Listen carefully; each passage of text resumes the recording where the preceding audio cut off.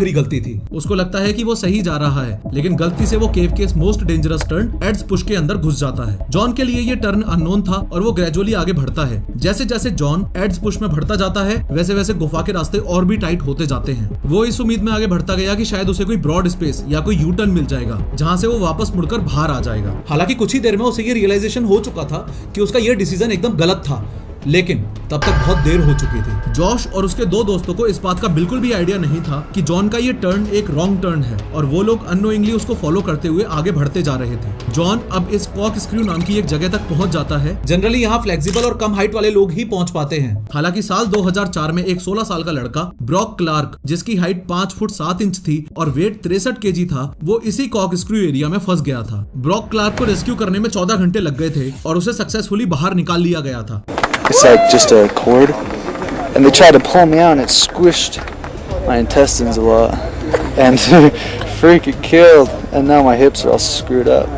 अब जॉन की height 6 feet थी और वेट 200 पाउंड्स था, यानी कि करीबन 90 केजीज, जिस वजह से जॉन के लिए वापस से खुद को पीछे पुश करना बहुत ज्यादा डिफिकल्ट हो रहा था। ना चाहते हुए भी वो खुद को स्क्वीज करते हुए इस उम्मीद में आगे बढ़ता है कि क्या पता शायद उसे कोई यू टर्न या फिर रास्ता मिल जाए। हालांकि जगह बहुत ही टाइट थी, जिसकी वजह से उसे अभी भी यही लग रहा था कि वो अभी बर्थ कैनाल में ही है। धीरे धीरे ग्रेविटी के साथ वो अपने आप स्लाइड होने लग जाता है। अब उसे अपने सामने एक छोटा सा अननोन क्रेविस यानी कि एक नैरो ओपनिंग दिखाई देती है और वो उसमें चला जाता है। उस क्रेविस का साइज 10 बाय 18 इंचेस था, यानी कि फ्रंट लोडेड वॉशिंग मशीन के ओपनिंग जितनी वाइड। और अनफॉर्चुनेटली जॉन अब उस क्रेविस में 70 डिग्री एंगल में और अपसाइड डाउन पोजीशन में स्टक हो जाता है। जॉन के पैर क्रेविस के सबसे छोटे वाले साइड में फंस जाते हैं, यानी कि ये कहना गलत नहीं होगा कि जॉन खुद रेंगता हुआ अपनी कब्र तक चला गया। He worked himself face forward through a series of tight passes, and he gotten himself to a point where he couldn't back up. खैर जॉन को अब एहसास हो जाता है कि उससे बहुत बड़ी गलती हो गई है। वो इमीडिएटली अपने भाई जॉश को आवाज लगाता है, जॉश जॉश जहां हो वहीं रुक जाओ, मुझे फॉलो मत करो, मैं यहाँ फंस चुका हूँ। ये सुनते ही उसका भाई जॉश अलर्ट हो जाता है और जॉन तक पहुँचने के लिए वो धीरे धीरे अब इस कॉक स्क्रू एरिया से स्मार्टली अपने पैरों को आगे और सिर को पीछे रखते हुए आगे बढ़ता है। कुछ ही देर में वो जॉन के पास पहुंच जाता है। जॉन के दोनों हाथ भी बुरी तरह से यूजलेस पोजीशन में नीचे फंसे हुए थे। जॉन अब फाइनली जॉश को बताता है कि उसने गलती से रॉन्ग टर्न ले लिया है और वो एक बहुत ही टाइट डेड एंड में फंस गया है। इन शॉर्ट जॉश को उससे बात करके ये एहसास हो जाता है कि जॉन किसी डेड एंड पर उल्टा फंस गया है। जॉश अपने पैरों को जॉन के पैरों में फंसाकर उसे ऊपर की तरफ पुल करने की पूरी कोशिश करता है। जॉन थोड़ा सा ऊपर आता भी है, लेकिन वेट ज्यादा होने की वजह से फिर से वो अपनी इनिशियल पोजीशन पर फिसल जाता है। जॉश ने जॉन को निकालने के लिए कई बार ट्राई किया, लेकिन उसको खींचना बिल्कुल भी आसान नहीं लग रहा था। He's around 190-200 pounds and 6 feet tall, so a very large guy, and he's in this space only 18 inches wide, so very difficult. He can't move at all, and after a while the muscles are going to cramp up and he just won't be able to move and help rescuers get him out of there. कई कोशिशों के बाद Josh बहुत ही थक जाता है और अब फाइनली प्रोफेशनल हेल्प बुलाने की सोचता है। वो जॉन को बता के वहाँ से निकल जाता है और वापस अब क्रॉल करते हुए बर्थ कैनाल से बाहर आ जाता है। ये जगह बहुत ही एग्जॉस्टिंग और सफोकेटिंग थी, क्योंकि यहाँ पर ऑक्सीजन बहुत कम थी। As a result professional help के वापस आने तक जॉन खुद को रिलैक्स एंड काम रखने की कोशिश करता है। खैर जॉश बाहर आकर इमीडिएटली प्रोफेशनल हेल्प को कॉल करता है। वो अपने सारे दोस्तों को जो उस टाइम केव में मौजूद थे उनको जॉन के ट्रैप होने की इन्फॉर्मेशन देता है। Basically was just seeing his two feet kind of eaten up by that little crevice, you know, I couldn't see it. Finally 3 घंटे तक का वेट करने के बाद रेस्क्यू टीम अब नटी पटी केव पहुंचती है। पहली रेस्क्यूअर थी सूजी मटोला। इमीडिएटली सूजी को केव के अंदर भेजा गया। उसके पैरों में रस्सी बंधी हुई थी ताकि वो अंदर ना फंस जाए। वो पेट के बल धीरे धीरे रेंगते हुए बर्थ कैनाल की ओर बढ़ती है। अब चूंकि सूजी की हाइट कम थी, इसलिए वो कॉर्क स्क्रू एरिया को इजीली क्रॉस कर लेती है। जॉन को फंसे हुए अब 3 घंटे से ज्यादा हो चुके थे। यहाँ एक बात का ध्यान रखना कि केव के एंट्रेंस से जॉन के ट्रैप होने की लोकेशन तक का डिस्टेंस था 400 फीट, यानी कि उसके पास तक पहुंचने का वक्त लगभग 1 घंटा। फाइनली रात के करीब 12:30 बजे सूजी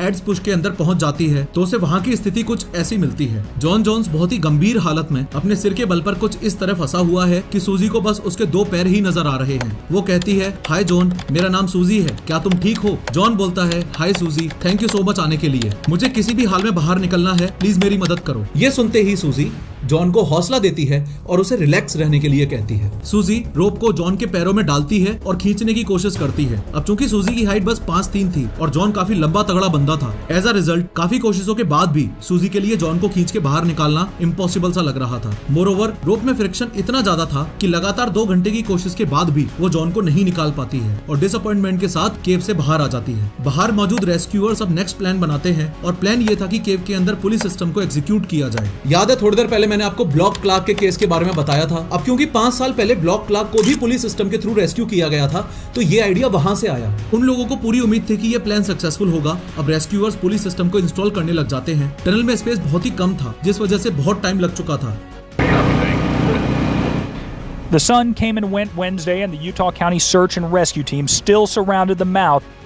इस दौरान रेस्क्यूअर्स एक टेलीकॉम अरेंज करते हैं। वो लोग 2 रेडियोस की मदद से एक केबल लाइन अंदर भेजते हैं। 2-वे टेलीकॉम के थ्रू अब जॉन को अपनी वाइफ एमिली से बात करवाई जाती है। केव के बाहर खड़ी एमिली पूरी तरह से जॉन को एंकरेज करती है। फॉलोइंग विच जॉन में भी अब कॉन्फिडेंस आ जाता है और वो एमिली को दिलासा देता है कि वो जरूर बाहर आएगा और सबसे मिलेगा। जॉन को ट्रैप्ड हुए अब तक केव में 18 घंटे हो चुके थे और फाइनली अब 25 नवंबर शाम के 4 बजे पुलिस सिस्टम सक्सेसफुली इंस्टॉल हो जाता है। सूजी का रेस्क्यू करने का अटेम्प्ट तो अनसक्सेसफुल रहा। अब बारी थी अगले रेस्क्यूअर की। अब नेक्स्ट रेस्क्यूअर रियान को अंदर भेजा जाता है। रियान क्रॉलिंग करते हुए एड्स पुश तक जाता है और जॉन तक पहुंचते ही सबसे पहले वो जॉन के पैरों में बंधी रस्सी को लूज करता है। ये वो रस्सी थी जो सूजी बांध के गई थी। अब रियान जॉन के पैरों में पुली की रोप को टाई करता है और उसे फुली कोऑपरेट करने को कहता है। फॉर्चुनेटली पुलिस सिस्टम काम करने लग जाता है। रियान उसको ऊपर खींचता है। जॉन अब ऑलमोस्ट ऊपर आ चुका था। रियान फाइनली अब जॉन को 50% देख पाता है। वो देखता है कि जॉन बहुत टायर्ड है, लेकिन वो बहुत खुश भी है ये सोच के कि अब वो बाहर आ जाएगा। जॉन के पैर नम हो चुके थे, इसलिए रियान उसको थोड़ी देर का रेस्ट देता है और फिर से काम पे लग जाता है। रियान अब जॉन को पीने के लिए एक एनर्जी ड्रिंक की ट्यूब देता है। मोरोवर इन चीजों में काफी एफर्ट्स लग रहे थे और बहुत टाइम भी वेस्ट हो रहा था। हालांकि इस सिस्टम से थोड़ी बहुत सफलता भी मिल रही थी, लेकिन जॉन के पैर केव की सीलिंग को हिट कर रहे थे। बार बार ट्राई करने की वजह से जॉन के पैरों में बहुत ही ज्यादा दर्द भी हो रहा था। सैडली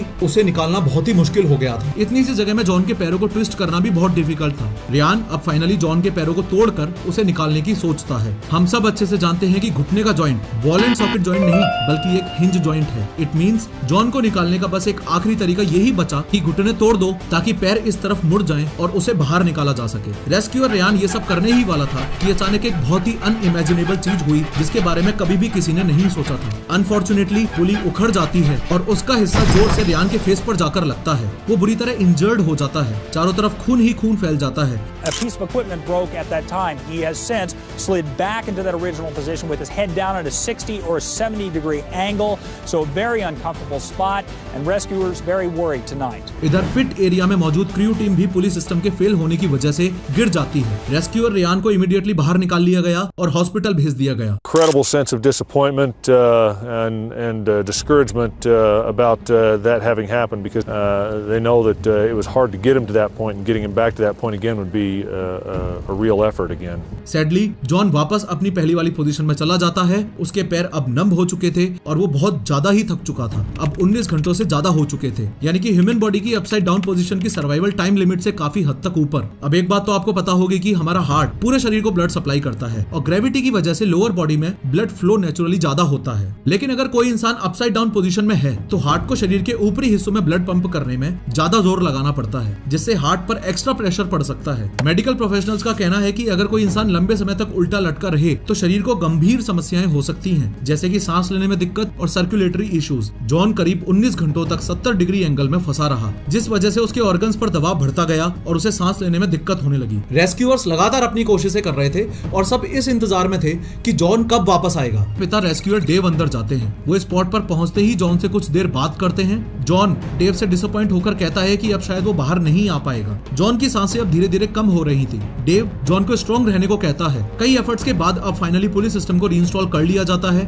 डेव अब जॉन के वेस्ट पर रोप टाई करने की कोशिश करता है, लेकिन होल इतना छोटा था कि वो खुद उसमें फंस जाता था। डेव काफी कोशिशें करने के बाद बुरी तरह एग्जॉस्ट हो जाता है और बाहर आने का डिसीजन लेता है। इधर जॉन भी बहुत ज्यादा क्रिटिकल कंडीशन में था। अब यूटा केव रेस्क्यू टीम के मेंबर ब्रेंडन कोलिस वहां पहुंचते हैं और अंदर जाने का डिसीजन लेते हैं। वो भी अब क्रॉलिंग करते हुए जॉन की लोकेशन एड्स पुश तक पहुंच जाते हैं। वो अपने साथ एक 2-वे टेलीकॉम सिस्टम लेकर जाते हैं, जिससे जॉन अपनी पत्नी एमिली से लगातार कांटेक्ट में रहे। एमिली जॉन को कुछ देर रेस्ट करने को कहती है। उसे इस बात का पूरा विश्वास था कि जॉन सेफली बाहर आ जाएगा, लेकिन सैडली जॉन की तरफ से कोई रिस्पॉन्स नहीं आता। जॉन एकदम अनकॉन्शियस हो गया था और वो बात करने की हालत में बिल्कुल भी नहीं था। जॉन को ऐसी हालत में देखकर ब्रेंडन कोलिस को थोड़ा बहुत शक हो गया था कि जॉन अब धीरे धीरे अपना सेंस खो रहा है। वो वापस बाहर आता है और अपनी रिपोर्टिंग्स ऊपर जाकर एक पैरामेडिक को देता है। पैरामेडिक स्टाफ अब जॉन तक जाता है और जॉन के पैरों के टेम्परेचर को चेक करता है। है, बट उसे कोई सेंसेशन फील नहीं होता। सैडली 25 नवंबर 2009 की रात 11:56 पर जॉन एडवर्ड जोन्स को डेड डिक्लेयर कर दिया जाता है। डॉक्टर्स का कहना था कि जॉन की मौत कार्डियक अरेस्ट और सिर में ब्लड के भर जाने की वजह से हुई है। 27 घंटों तक जॉन जिंदगी और मौत की जंग लड़ता रहा और आखिरकार वो हार गया। 137 रेस्क्यूअर्स अपनी कड़ी मेहनत के बाद भी जॉन को नहीं बचा पाए। हालांकि उसका परिवार ये बिल्कुल भी मानने को तैयार नहीं था कि कैसे कोई एक छोटी सी गलती की वजह से अपनी जान खो बैठता है। जॉन की पत्नी एमिली को अभी भी इस बात पर विश्वास नहीं हो रहा था कि कैसे एक पैरामेडिक सिर्फ पैरों के टेम्परेचर के बलबूते पर किसी को डेड डिक्लेयर कर सकते हैं। यानी कि एक एंगल से देखें तो जॉन को जिंदा दफना दिया गया। अब चूंकि जॉन 70 डिग्री एंगल में अपसाइड डाउन पोजीशन में फंसा हुआ था, तो ऐसी हालत में तो वैसे भी बंदे के पैर नम हो जाते हैं और टेम्परेचर डाउन हो जाता है। फाइनली आज थैंक्सगिविंग वाले दिन यानी कि 26 नवंबर 2009 की सुबह अथॉरिटीज एंड केव ऑफिशियल्स इस कंक्लूजन पर आते हैं कि जॉन की इस ट्रेजिक डेथ के बाद बॉडी को निकालना इम्पॉसिबल था। इसलिए जोन्स फैमिली और अथॉरिटीज की म्यूचुअल अंडरस्टैंडिंग से जॉन एडवर्ड जोन्स की बॉडी को नट्टीपट्टी केव के अंदर ही फाइनल रेस्टिंग प्लेस बनाने का डिसीजन लिया जाता है। कुछ दिनों बाद पब्लिक अथॉरिटीज ने नट्टीपट्टी केव को कंक्रीट डालकर परमानेंटली सील कर देने का फैसला लिया ताकि कोई भी फिर से ऐसी सिचुएशन में ना आए। जॉन की फैमिली ने अपने बेटे, भाई, पिता और पति के मेमोरी में नट्टीपट्टी केव के एंट्रेंस पर एक टूम बनवा दिया है। और सबसे ज्यादा शॉकिंग बात यह है कि जॉन एक मेडिकल स्टूडेंट था, यानी कि उसको अपने शरीर में होने वाली सारी चीजों का पता चल रहा होगा। उसे इस बात का एहसास हो गया था कि वो मरने वाला है, लेकिन जिस हालत में वो फंसा हुआ था शायद ही कोई उसे निकाल पाता। सैडली आज भी जॉन की बॉडी इस नट्टीपट्टी केव में ही दफन है, जिसे अब जॉन जोन्स हिल्स के नाम से जाना जाता है। ये इंसिडेंट सच में हमें और भी अलर्ट करता है कि कभी-कभी केव्स को एक्सप्लोर करना कितना ज्यादा रिस्की हो सकता है। As a result safety should always be our first priority. इस रियल लाइफ इंसिडेंट पर साल 2016 में फिल्म डायरेक्टर इसाक हलासीमा ने जॉन एडवर्ड जोन्स के केव स्ट्रगल और अनसक्सेसफुल रेस्क्यू की कहानी पर एक फिल्म बनाई थी जिसका नाम था द लास्ट डिसेंट। ये कहानी थी 24 नवंबर 2009